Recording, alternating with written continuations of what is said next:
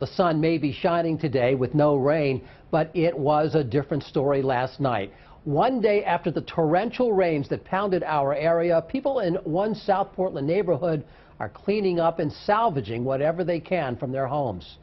New at 5:30, WMTW News 8's Kyle Jones has the story.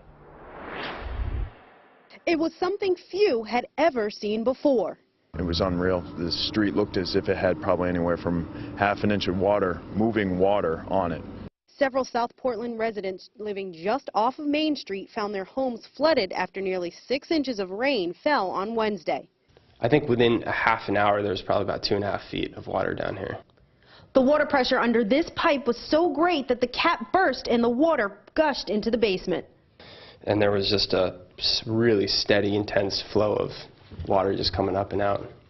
Miles Spadone's basement was just one of several homes that were flooded, and there were no shortage of helping hands as they all worked through the night to help clean up. We had probably 4 neighbors that came over, offered their help.